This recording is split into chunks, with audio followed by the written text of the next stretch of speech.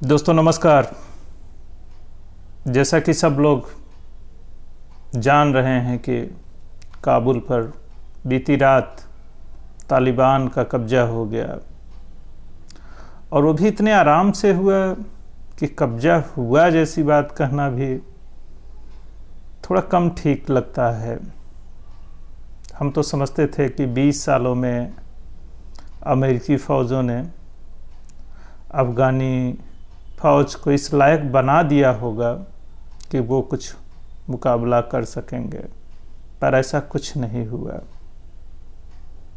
बल्कि यह कहना होगा कि विगत जून जुलाई से जो पूरी दुनिया के लोग तालिबान से निगोशिएट कर रहे थे, बैक चैनल डिप्लोमेसी जिसे कहा जाता है, कतर से लेकर बीजिंग तक जिस तरह से वार्ताएं हो रही थीं, यह उसी का परिणाम है। और पूरे अफ़गानिस्तान को दुनिया ने तालिबान के हवाले कर दिया। तो काबुल का पतन अफ़गान सेना की हार या अफ़गानियों की हार जैसी कोई चीज़ नहीं है। इसमें वास्तव में ये पूरी दुनिया की हार है। जो अधिकारों की बात करते हैं, जो इंसानियत के पक्ष में खड़े होने की बात करते हैं, एक तरह से ये उनकी हार है। और अफ़गानिस्तान उस हार का प्रतीक बन गया है कि कोई भी आतंकी संगठन एक पूरी देश की सत्ता को भी हासिल कर सकता है। पहले भी तालिबान के ही हाथ में अफ़गानिस्तान की सत्ता थी और जिस तरह से नागरिक अधिकारों का उन्होंने हनन किया था, ख़ासतौर पर महिलाओं और बच्चों के साथ उनका जैसा बर्बर बर्ताव है, वह पूरी दुनिया को शर्मसार करता है। हम इतिहास की किताबों में जो मध्ययुगीन बर्बरता पढ़ते हैं, तालिबान उसी का प्रतिनिधि है, या उसी विचारधारा की आज की अभिव्यक्ति अगर कोई करता है तो वह तालिबान जैसे संगठन करते हैं। वो पूरे समय को वापस लेके चले जाना चाहते हैं। उनको आधुनिक शिक्षा सोच से शायद ही कोई वास्ता हो। फिलहाल अफ़गानिस्तान के नागरिक, अगर वही तालिबान यहाँ है जो पहले था, तो उनकी मदद कौन करेगा पता नहीं। शायद इसके लिए भी अफ़गानिस्तान के लोग ही जिम्मेदार हैं, क्योंकि वो अपने समाज और अपने अंदर की बुराई के लिए एकजुट नहीं हुए। अब भी वो तमाम समूहों में बटे हुए हैं और कबीलाई व्यवहार में उनकी आस्था बनी हुई है। क्योंकि किसी देश की जो लड़ाई होती है, उस लड़ाई को उस देश के लोग ही लड़ते हैं और अफ़गानिस्तान के लोग इसमें नाकाम रहे हैं। और दुनिया के जो झंडा बरदार होते हैं, वो कहीं तभी तक रहते हैं जब उसमें उनका मुनाफा होता है। तो सोचिए, अफ़गानिस्तान में अमेरिका भला कितने दिन और क्यों रहेगा, अगर यह उसके लिए घाटे का सौदा साबित होने लगे। वैसे ये सोचिए, अमेरिका अफ़गानिस्तान में गया क्यों था? वो 9/11 का बदला लेने के लिए गया था और उसका मास्टरमाइंड जिसे वह कह रहा था, वह कहाँ मिला? पाकिस्तान के एबटाबाद में मिला। लेकिन सारी बर्बादी, हथियारों की टेस्टिंग सब अफ़गानिस्तान ने झेला। और उस वक्त मीडिया में यही कहा गया और एक प्रोपेगेंडा जो चलाया जाता है वह यही था कि यहीं से अल-कायदा जैसा संगठन जन्म लेता है और आतंकियों की पूरी पौध यहीं तैयार होती है। ऐसे में उसे नष्ट करने के लिए अफ़गानिस्तान पर हमला करना और उसकी सत्ता को बदलना बेहद ज़रूरी है। और उन्होंने बखूबी किया भी इसे, और अफ़गानिस्तान की सत्ता बदल गई। अब अच्छा बुरा क्या हुआ ये तो अपनी जगह है, लेकिन तालिबान की क्रूरता से और मध्ययुगीन शासन व्यवस्था से वहाँ के नागरिकों को मुक्ति तो मिल ही गई थी, और अमेरिकी मंशा कुछ भी रही हो, उसके साथ नाटो फोर्सेस और मित्र राष्ट्र जो उसके थे, उसकी वजह से तालिबान से मुक्ति तो मिली ही अफ़गानिस्तान को। उन्होंने थोड़ा मानवीय गरिमा, आधुनिक जीवन जिसे कहा जाता है, अधिकारों और मूल्यों को थोड़ा ज़्यादा से उपयोग कर पाए, या यूँ कहा जाए कि उनकी आदत बिगाड़ दी गई। जब तालिबान को ही सौंपना था तो उन्हें हटाने की क्या ज़रूरत थी। वैसे भी वहाँ के नागरिकों को धीरे धीरे उसकी आदत पड़ ही गई थी। वहाँ की महिलाएं बुर्कों में रहने लग गई थीं, बच्चियों ने स्लेवरी स्वीकार कर ली थी। तो फिर अमेरिका को या दुनिया के बाकी देशों को ये बड़ी बड़ी बातें कहने की क्या ज़रूरत थी। उनको उनके हाल पर छोड़ देना चाहिए था। अफ़गानिस्तान कोई बहुत संपन्न राष्ट्र नहीं है कि वहाँ खनिज संपदा और संसाधनों के लिए आपको जाकर इतना बम गिराना पड़े, लेकिन आपने गिराया। और अफ़गानिस्तान की सेना को क्या कहा जाए, वो तो कभी सेना बन ही नहीं पाई, क्योंकि सेना बनने की पहली शर्त होती है राष्ट्रवाद। अफ़गान राष्ट्र जब तक नागरिकों के अंदर जन्म नहीं लेगा, एक मजबूत अफ़गानिस्तान या कोई भी राष्ट्र राष्ट्र के रूप में दुनिया के सामने नहीं आ सकता है। और यही अफ़गानिस्तान की सबसे बड़ी असफलता है कि वहाँ के नागरिकों के अंदर अफ़गान राष्ट्रवाद नहीं जाग पाया, और वो निरंतर आपस में ही संघर्ष करते रहे। अभी जब काबुल पर तालिबानियों ने अधिकार किया तो अफ़गान सेना इस लायक ही नहीं थी कि वो उनसे कोई मुकाबला करती और वहाँ कोई खूनी जंग होता। मुकाबला करने के लिए अगर उनके पास हथियार थे तो गोला बारूद और उसमें जो गोलियां भरी जाती हैं हथियारों में, वैसा साधन उनके पास कुछ था ही नहीं। तो युद्ध कैसे लड़े जाएंगे? खाली हथियारों से थोड़ी लड़ाई लड़ी जाती है। वहाँ पर किसी तरह के भी इंफ्रास्ट्रक्चर नहीं डेवलप किया गया। 20 साल में एक आत्मनिर्भर सेना नहीं खड़ी होने दी गई, तब क्या होगा? और सेना के लिए सबसे ज़रूरी होता है सप्लाई लाइन। ऐसी कोई चीज़ नहीं बनाई गई। सिर्फ वर्दी में लोगों को खड़े कर देना से सेना नहीं बनती है। उसके पीछे का जो बैकअप प्लान होता है वो भी होता है। तो वैसा कुछ भी नहीं था, और तालिबान के पास भी ऐसा कुछ नहीं है।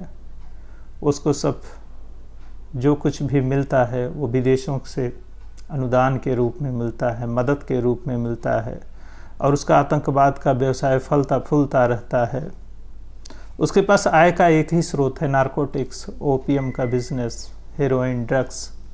इसी का धंधा वो पूरी दुनिया में चलाता है, और उसे टैंक और जेट नहीं खरीदे जा सकते हैं, या फिर खरीदे जाएंगे तो कितने खरीदे जाएंगे। इसके लिए उसको पड़ोसी देशों की ज़रूरत पड़ती है जो उसकी लगातार मदद करते हैं, क्योंकि वो तालिबान के नाम पर खुद वहाँ पर अपना अस्तित्व बनाए रखते हैं। अब सोचिए, तालिबान का प्रवक्ता लगातार बीजिंग में रह रहा है, कतर में तालिबान के लोग पूरी दुनिया से समझौते कर रहे हैं। तो ये सत्ता का जो हस्तांतरण हो रहा है, इसमें संघर्ष किस बात का होगा? वो तो पहले से एक प्लान तैयार किया गया था और उसी को इम्प्लीमेंट किया गया है। यहाँ सत्ता के लिए संघर्ष जैसी तो कोई चीज़ बचती ही नहीं है।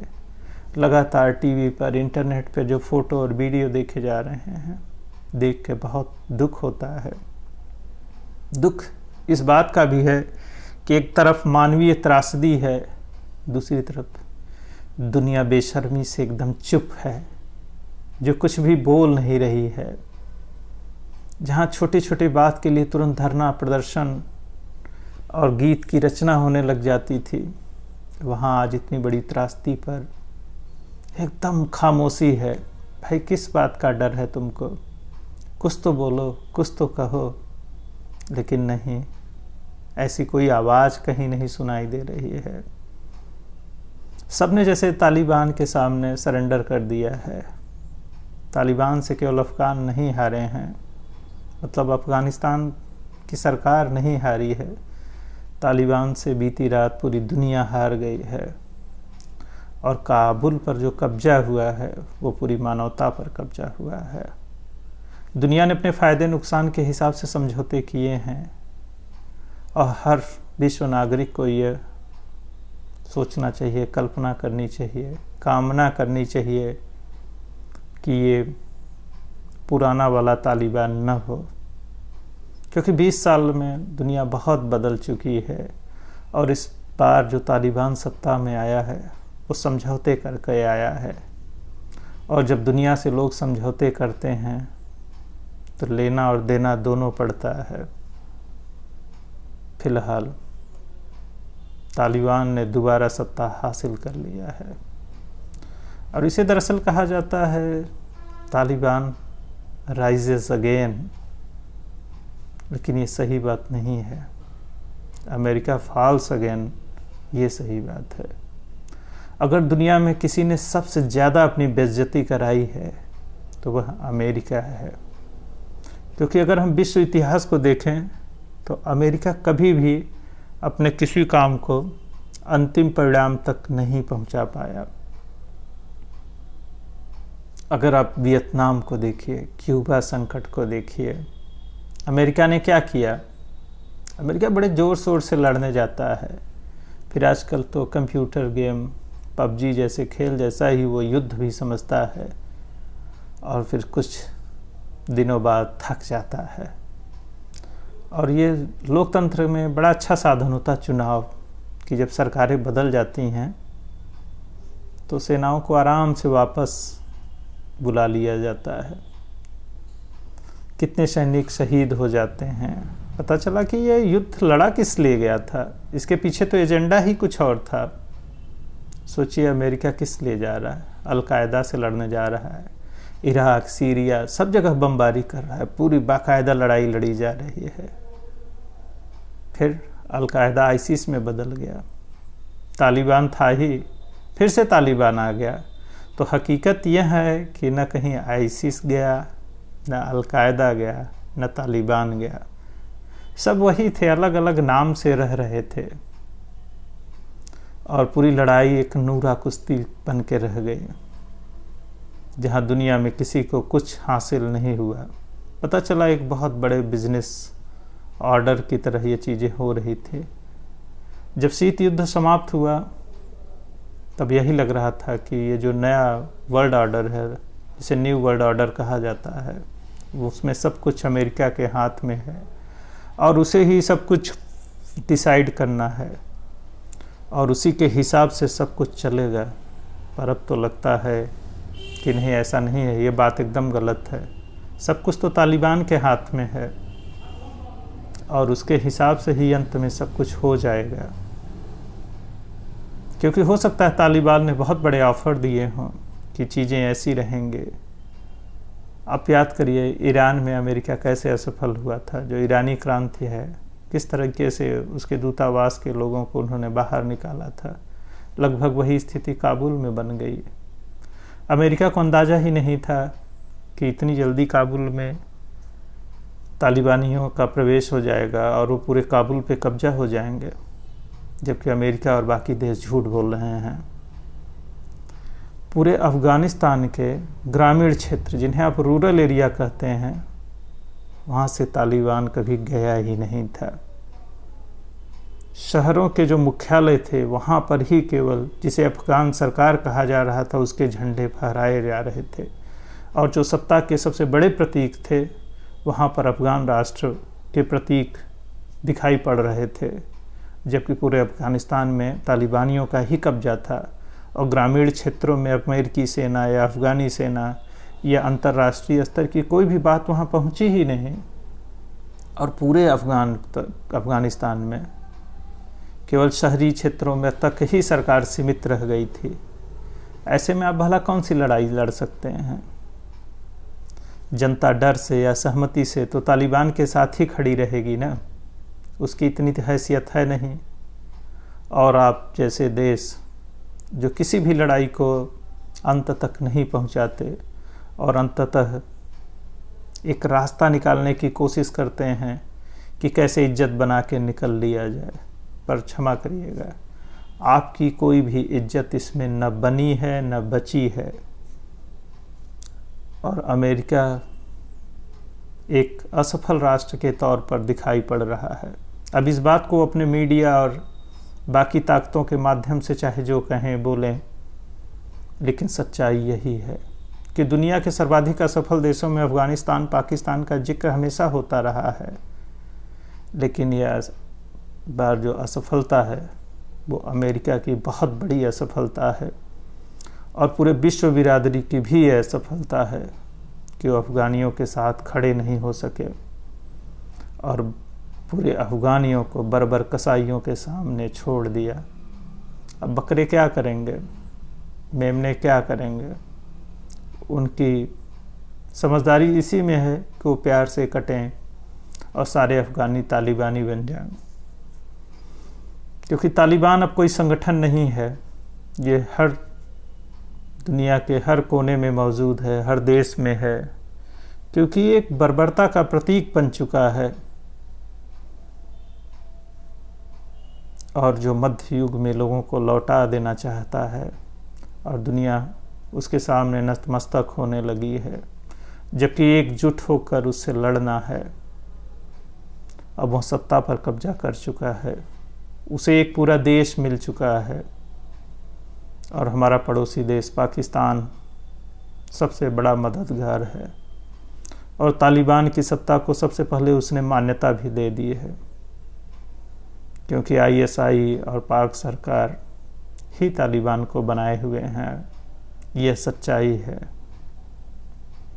अब पूरी दुनिया अब आतंकवाद से लड़ने के लिए नए सिरे से तैयार हो जाए और एक नए बिजनेस मॉडल के साथ आगे बढ़े, क्योंकि इसमें भी व्यवसाय तो ढूंढ ही लिया जाएगा। हथियार तो बेचना ही है, तो हथियार मज़े से बेचिए। अफ़गानियों की कोई फ़िक्र मत करिए, कोई ज़रूरत नहीं है। उनकी भी आदत पड़ जाएगी इसी तरह की शासन व्यवस्था में रहने की। हमारा देश भी कतर में सुनने में आ रहा था कि लगातार तालिबान से बात कर रहा है, क्योंकि हमें अपने हित प्रोटेक्ट करने थे। शायद इस बार हमने कर भी लिया है, पर दुनिया में कोई भी इंसान जो इंसानियत के पक्ष में खड़ा होता है उसके लिए अच्छा नहीं है। तालिबान जैसे संगठनों का पूरे देश पर कब्जा हो गया है और कोई नारा भी सुनाई नहीं दे रहा है, कोई विरोध में गीत भी नहीं लिखा जा रहा है, कहीं धरना प्रदर्शन भी नहीं चल रहा है। ये सबसे अफसोसजनक बात है कि तालिबान सफल हो रहा है। अमेरिका का क्या है, एक व्यवसायी देश है, फिर वो कहीं शांति की स्थापना के लिए धरती के किसी कोने में अपनी सेना भेजेगा। इतना हथियार बना रहे हैं, कैसे खपत होगी उसकी? बाकी दुनिया के लोग किस हाल में रहेंगे पता नहीं। यह लड़ाई ऐसे ही चलती है, चल रही है और चलती रहेगी। तो ये हार अफ़गानिस्तान सरकार की हार नहीं है, ये पूरी दुनिया की हार है। और तालिबान को तो लगता है बधाई देना पड़ेगा कि भाई तुमने 20 साल तक धीरज रखा और अंततः अमेरिका हार गया। एक बार फिर दुनिया को शर्मसार करती दृश्य टीवी पे आ रहे हैं। चलिए, मज़े से टीवी देखा जाता है, कुछ लिखा पढ़ा जाता है और अफसोस मनाया जाता है। नमस्कार। वैसे एक बात और कहनी थी, इतनी लंबी बात की। मैं भी YouTube पर आपके साथ हूँ, तो मेरा चैनल भी सब्सक्राइब कर लीजिए, लाइक करिए, क्योंकि कुछ भी कहने बोलने के लिए माध्यम में होना ज़रूरी है, उसके लिए कुछ पैसे चाहिए होते हैं। ये बात को कहने के लिए एक सामान्य सी प्रक्रिया है। और अगर आप मुझे फेसबुक पर देख रहे हैं तो मेरे पेज को भी लाइक करिए, अच्छा लगेगा। और मेरी बात पसंद ना आए तो बिल्कुल भी लाइक सब्सक्राइब जैसी कोई चीज़ मत करिए। और ज़्यादा अच्छा लगे तो शेयर भी कर दीजिए। धन्यवाद, शुक्रिया।